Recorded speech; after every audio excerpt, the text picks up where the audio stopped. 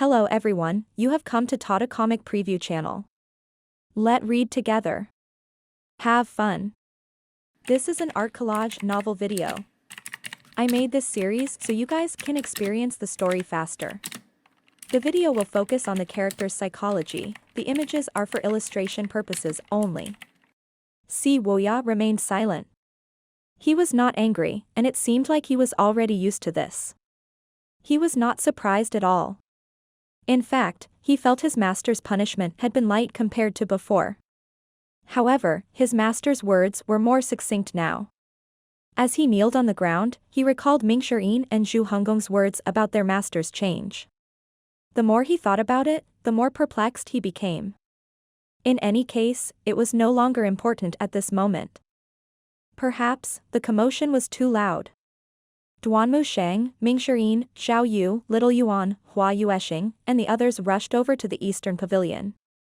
There were also many female cultivators who came since they were curious about Wuya. They stood in the distance to watch. Before anyone spoke, Lu Zhou's voice rang in everyone's ears. Anyone who dares to plead for him shall receive the same punishment. He would allow anyone to interfere with him disciplining a stubborn disciple. Mingxirin saw the broken door and said with a smile, "Master, I will never plead for him. In fact, I think he should be heavily punished."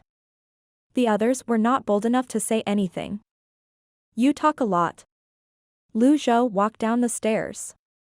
Mingxirin shut his mouth immediately. It was getting dark. Shadows were creeping up on the eastern pavilion. Wuya was not embarrassed by the crowd. His back remained straight as he kneeled on the ground. He looked at his master who was walking down the stairs, and he saw an old man whose great limit was upon him. Lu Zhou stood before Wuya with his hands on his back. For a fleeting moment, Wuya felt as though he had been transported back in time. Back then, he was still young and was told to kneel as a punishment for a mistake he made. Many years had passed since then, and yet, here he was, back in the same position and reenacting the same moment. "You've plotted extensively to bring chaos into the world. What are you after?" Lu Zhou's voice was much calmer now. Since the day Wuya left the Evil Sky Pavilion, everything he knew about his master was from second-hand reports. Moreover, the Darknet's hands did not reach into the Evil Sky Pavilion. Regardless, he was convinced his master was completely different from how he was in the past. In the end, he replied, "Eldest senior brother wants to rule the world, so I helped him." "Just because of you, Zhenghai?" Lu Zhou regarded Wuya skeptically. His tone seemed to turn sharper when he mentioned Zhenghai. Wuya said, "Revenge can only be obtained when eldest senior brother rules the world. Only by crushing the divine capital can we." He stopped abruptly. Lu Zhou stroked his beard and said, "Did Zhenghai leave the Evil Sky Pavilion purely for the sake of revenge?" "Yes." "Do you think I'm gullible?" Lu Zhou's tone was deceptively calm at this moment.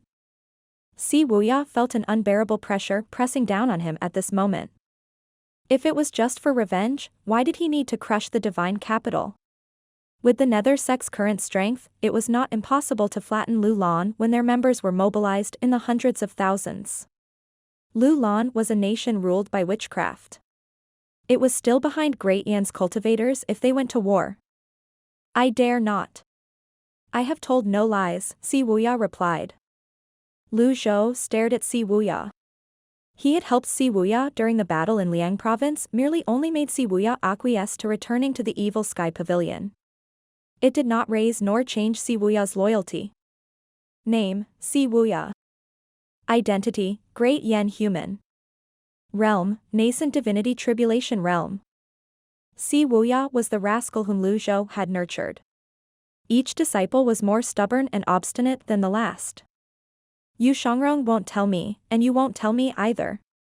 Yu Shangrong has never gotten along with Zhenghai. Who do you think is right or wrong?" Lu Zhou asked. "None of them are right," Wuya answered. "Eldest senior brother is too extreme in his methods. He won't stop at anything to achieve his goals. Second senior brother is too sentimental, and he disregards the iron rules of the Evil Sky Pavilion. Although they cannot see eye to eye, they do share one thing in common. They won't treat anyone who insults the evil sky pavilion with any mercy. Zhou frowned slightly. Mingxian. Yes, master. Strike his mouth for me. Mingxian was slightly taken aback. He hesitated. He did not know why asked him to strike Wuya's mouth. His master's abrupt change in mood was too quick. The other disciples were puzzled as well. Wuya said, "I'll strike it myself." A loud and crisp sound rang in the air when he slapped himself. "Do you feel wronged?" Zhou asked. "I dare not." Those who insulted the evil sky pavilion weren't given any mercy? Zhou shook his head and spoke indifferently, "The elites of the 10 great sects had attacked me twice. Where were you lot when that happened?" Wuya was at a loss for words. Zhou's voice grew deeper. "You can't have a single restful night so long as I'm around, can you?" "I dare not." Wuya immediately kowtowed and said in a clear voice, "The attack of the 10 elites was impromptu. After that incident, eldest senior brother attacked the sects involved. When senior sister Zhou was taken hostage at Runan City's holy altar, second senior brother was the one who went and killed so many elites. Since you're unwaveringly loyal to the evil sky pavilion, tell me the truth about the crystal and the divine capital," Zhou said. Wuya fell silent. Zhou had expected Wuya to remain tight-lipped. He said, "One cannot succeed alone. I'm the one who cannot rest peacefully at night for having a rascal like you as a disciple." At this moment, Mingxian walked over. He could not take this anymore. "Old Seventh, what's gotten into you?" Duanmu Sheng said, "Old Seventh, at this point, what difference does it make if you say it or not? You talk about treating master with filial piety, but is this the attitude a disciple should have?" The others stayed silent. "I don't know what second senior brother said, but I believe in my own judgment. If my judgment proves to be wrong in the future, I'm willing to apologize with my life." Mingxian rolled his eyes. He walked up to Wuya and said, "Old Seventh, look into my eyes. Are you bold enough to guarantee that all your judgments aren't wrong? Think carefully before answering me." Wuya was taken aback. Even the greatest sage in the world would not dare to claim that all of his judgments would not be wrong. He understood this even if he was confident about his judgments. Suddenly, he recalled the scene on the lotus dais and the scene above the obedient villa. During those two instants, he had felt that perhaps, his judgments were wrong from the get-go. He calmed himself down before he asked a question that Yu Shangrong had asked before, "Master, have you found a way to attain the 9-leaf stage?" Upon hearing this, everyone turned to look at Zhou, waiting for his answer. The answer was too important. It would affect the path of the entire cultivation world. Among everyone present, Mingxian was the only one who had heard the members of the Old Age Pavilion discussing this topic. Hence, he was calmer than the others. The entire Eastern Pavilion was as silent as a graveyard. Zhou's expression remained unchanged. He stroked his beard with one hand while he placed the other hand on his back. "Indeed, I have found a way to attain the 9-leaf stage," Zhou replied. His words were like a pebble that gave rise to 1,000 waves. Everyone, except for Mingxian, had an expression of awe on their faces. Wuya, who initially looked exhausted, suddenly seemed like he had been given a shot of adrenaline. His eyes were wide open as he stared at Zhou. His hands twitched uncontrollably. How was this possible? Mingxian waved his arm and said, "Even if you're told the way to attain the 9-leaf stage, would you dare do it? You'll need to sever your golden lotus. Are you brave enough to do it?" "Sever the golden lotus?" the others exclaimed in surprise. This method was, naturally, just a conjecture for now. Zhou would prefer it if someone else had tried it before he did. After all, he had many reversal cards at his disposal. He could still maintain his lifespan even without attaining the 9-leaf stage. He hoped his disciples would be able to attain the 9-leaf stage, but he knew cutting off one's golden lotus was akin to suicide. Nobody would dare to attempt unless they were extremely brave. Moreover, there was no guarantee that it would work. As a transmigrator, he knew that to prove his theory right, he would need lab rats to test it out. The problem was who would be bold enough and willing to take on the role of a lab rat? Ming-Sher bowed. He looked at Si Wuya and softly asked, "Seventh junior brother, do you dare?" Si Wuya remained silent. He narrowed his eyes and frowned. He suddenly recalled hearing about someone studying ways to attain the nine-leaf stage during his stint in the palace. If it was true, did this not mean the divine capital had an ace up its sleeve? Duanmu Sheng asked, "Cutting off one's golden lotus? What kind of method is that?" "How would I know?" "Ask master," Ming-Sher said as he rolled his eyes.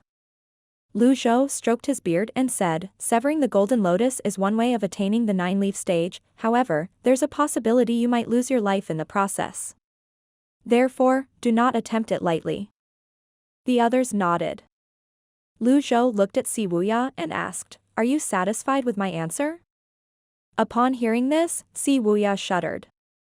He kneeled and said, "I dare not.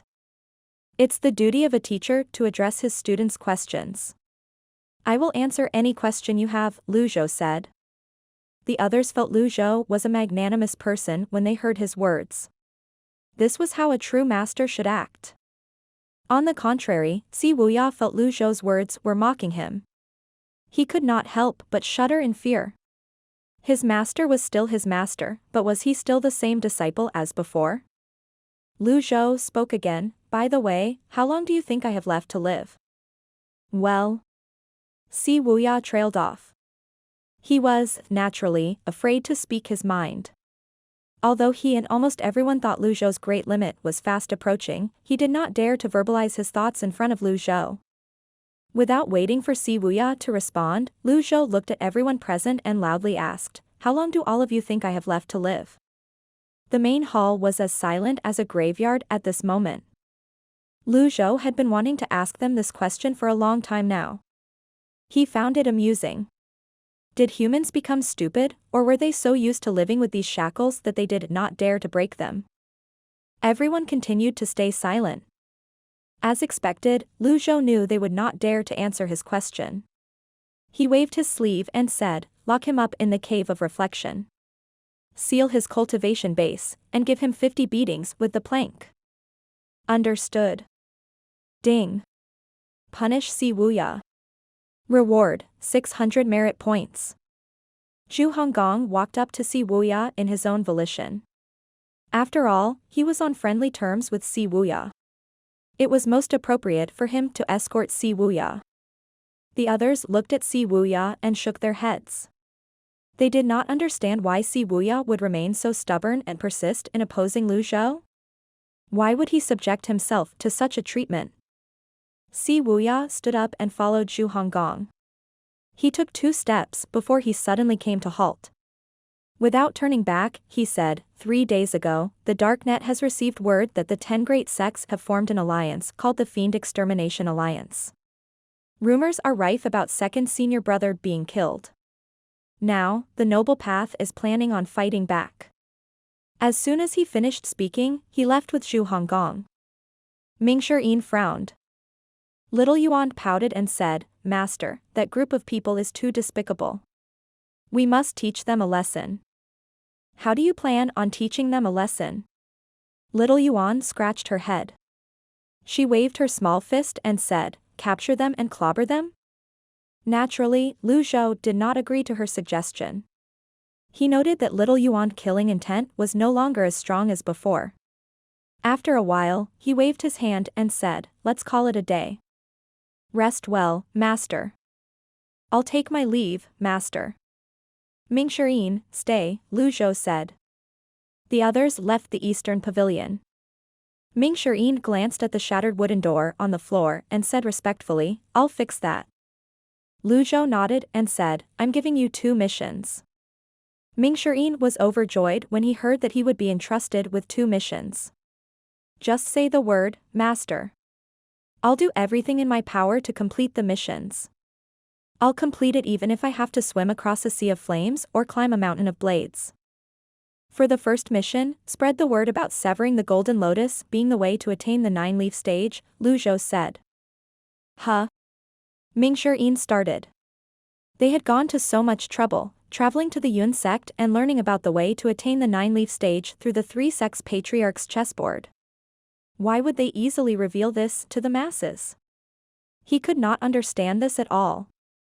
Zhou said, severing the golden lotus is akin to suicide. Nobody has ever tried it. At the very least. Severing the golden lotus is equivalent to cultivating all over again. Everything aside, if we can gather information from people who attempt this, we'll have vast knowledge. This was very progressive thinking. Cultivators from the cultivation world in the past would guard their cultivation methods and theories closely as though they were some peerless treasure. For example, Yuan'er would never easily give up his chessboard even if it cost him his life. Due to this behavior, the progress of the cultivation world was greatly limited. Sharing information and knowledge was much more efficient and mutually beneficial rather than building a cart alone in the dark. However, Zhou also knew that even if he would obtain countless information, the price of laying that foundation would be piles upon piles of bones. I understand, Ming-Sher-In said. The second mission is to investigate the alliance between the 10 great sections. Keep me updated on this, Zhou said. Yes, Master. Meanwhile, in the Evergreen Palace in the Divine Capital. An attendant walked into the study reverently before kneeling on the floor. He held a name list with 2 hands above his head as he said, Your Majesty, this is the list of nascent divinity tribulation realm cultivators who died this month. Lu Gu placed his brush on the table and said, I won't read it. Read it out for me. At once. The attendant lowered the list and read, There are 5 nascent divinity tribulation realm cultivators at the 3-leaf stage and below who sprouted leaves by binding their golden lotuses with mantras. They couldn't absorb any energy and eventually died when their dantians exploded. There are 3 5-leaf nascent divinity realm cultivators who used the forced golden lotus modification method and died. There was a 900-years-old 6-leaf cultivator who consumed a longevity pill and forcibly tried to sprout a leaf but failed. After he finished reading, he remained prostrate on the ground. Lu Gu nodded and said, Bury them ceremoniously. Every one of their families will be compensated with 10,000 caddies of gold and 1,000 acres of fertile land. Your Majesty, what if they refuse? The attendant asked after mustering up his courage. Cultivators who had entered the nascent divinity tribulation realm, and likely their families, rarely cared about material things. That's the most I can offer as compensation. I'll leave the rest to you. Understood.